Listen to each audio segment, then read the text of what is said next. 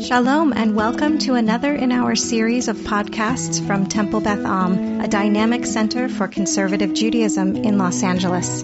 You are listening to a Yizkor sermon by Rabbi Rebecca Schatz.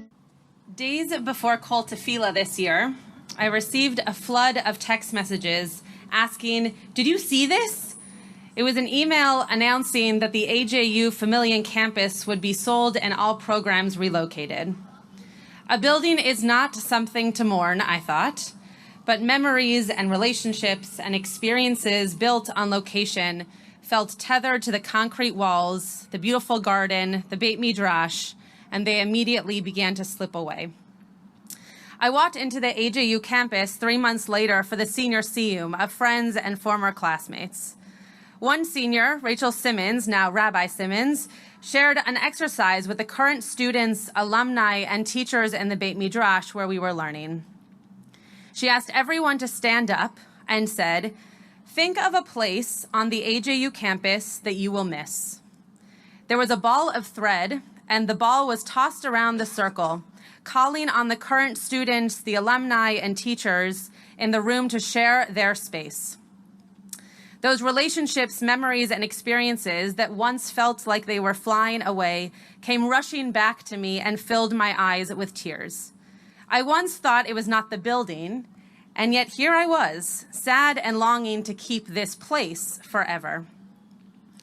Yizkor is not a ritual that we yearn for. Yizkor is not a service that, like Hallel, we look forward to approaching each time we are given the opportunity. Yizkor is a moment in time to recognize that even those losses that we did not anticipate, those relationships that we never expected to lose, those memories we never thought would fade, sometimes slip through our minds and fingertips and rush back only in moments of focus, moments tethered together by common loss. There is expected loss and tragic, sudden, and anticipated loss. There is personal and close loss, and there is distant yet traumatic and evocative loss. There is the loss of an 100-year-old beloved family member and loss of a young person who suffered from an illness. There is loss of what could have been and loss of a lifetime of memories. But when gathered together for Yizkor, there is loss, a shared loss, no matter what kind, no matter how long ago, just loss, period. Earlier this year, I stood at the grave of a former congregant. The family was mourning the loss of their 90-something-year-old father, partner, uncle, and this former congregant was buried right next to a member of our community who died before their time, tragically and suddenly for the family and the community. The polarity in this moment of life struck me. Both people having lived beautiful, colorful, creative, engaging, and meaningful lives. Both mourned by family members, friends, and community. And yet, the process was different in the moment. The experience of grief was completely opposite. And the mourners were not alone. Rabbi Simmons, after everyone had a piece of the ball of thread and had shared their place of loss, creating a web, asked us to pull tight. In pulling tight, we were to feel the tug of everyone in the room experiencing the reality of this loss, each differently within us and yet collectively holding one another, whether the moment was neutral or sad. Rabbi Simmons then told us to take a deep breath and let the string go. She said, "How do we hold on to these places, these memories, these feelings, and collectively let them go?" Yizkor, a ceremony to individually hold on to our memories, our loved ones' faces, smells and experiences with them, and then we take a deep breath together. We listen to a collective El Male. We say the loudest Kaddish of the season, and for a moment, we are held in our letting go. We do not let go and forget. We let go to be held, embraced, tears wiped from our cheeks, vulnerable and ready to share our individual loss and experience. This year, our community, just like all communities, created a web of support and strength for families mourning grandparents, parents, aunts and uncles, siblings, and unfortunately, children. Each death came with an extra tug and pulling on that web. But the strength in being held by those surrounding us allowed those big breath moments or moments of vulnerable letting go to still feel held. A building, a tree, an animal is not a person, and Yizkor is not to remember or even compare the loss of a space to that of a human soul and therefore a world. And emotions are held in all types of vessels, such as humans or schools, or forests or memories, and when lost, they deserve to be mourned. In the story of Rebecca meeting and eventually marrying Isaac, she has a nurse named Devorah. Devorah dies chapters later after Jacob, Rebecca's son, is already fleeing his brother Esav. So a generation later, a tree is named in her memory called Alon Bachut, the tree of tears. I had never thought that the weeping was for Devorah. Rather, I thought a son, Jacob, remembering his mother, now because of her nurse's death, could bring out those emotions of loss. A midrash written by Penina Edelman shares this story of Alon Bachut. In the Garden of Eden, one tree drooped sadly when Adam and Eve were expelled. Unlike the other trees who felt that the first human beings deserved punishment for disobeying the command of God, this tree felt only regret. It had been a dwarf for the first years of its life. During those years, the tree wept continually, the soil becoming so drenched with its tears that nothing could grow near it.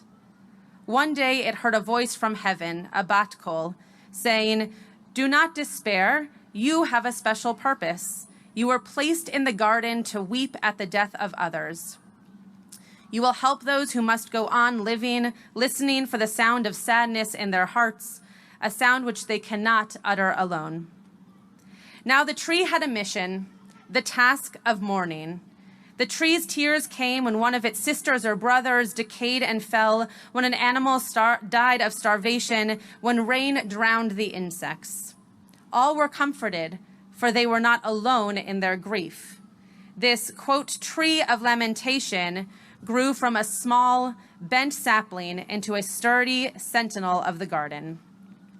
Winds and birds bore its seeds all over the world, carrying the ability to mourn in every garden, field, and forest, where plants and creatures lived and died.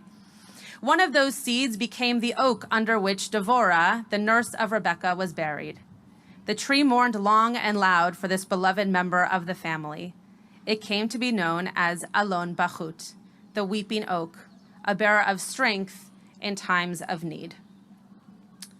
This tree was that initial ball of string, allowing for those seeds to be watered and grow in strength, inspiration, and momentum for the future. This tree is each of us here today, allowing our tears to water those seeds of grief, of loss, of memory and pain into moments of connection and blooming. We recite Kaddish in a minyan. We respond Amen in the middle of a phrase to remind those in mourning around us that we are here.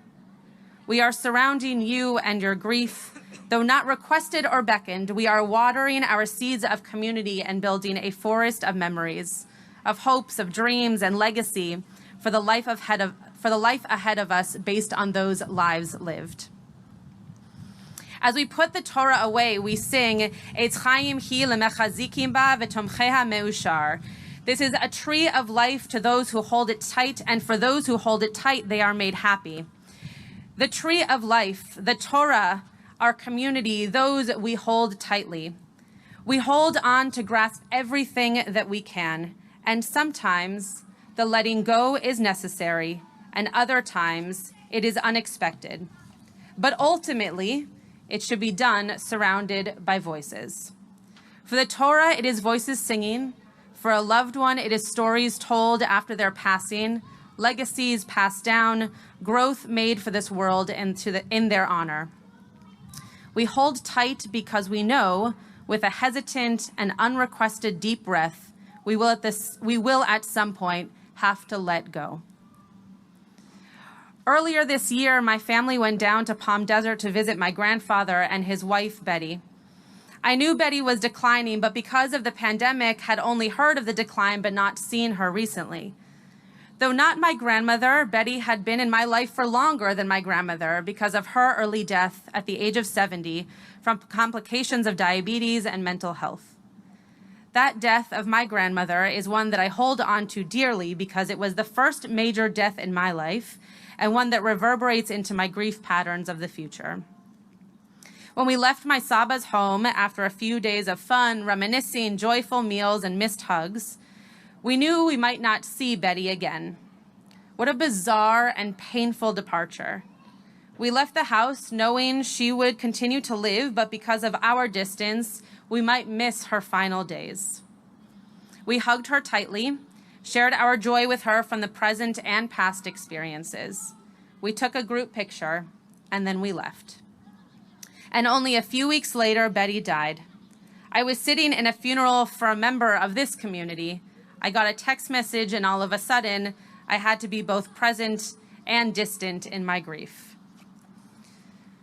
My family went to the funeral, and sitting there, our main sightline was that of my grandmother's grave. It was a profound moment of letting go and holding tightly. In the AJU Beit Midrash, we held tightly to the string and then let go with a deep breath. Did that make the letting go easier? No. But taking a deep breath, seeing the friends around us doing the same and letting go together made sure that this hard moment was being done with support and community. That is Yizkor. We do not contain our grief alone. Our grief is individual, wrapped in personal story, memory, complication, and emotion. And the power of grief is felt together. Vulnerability takes strength.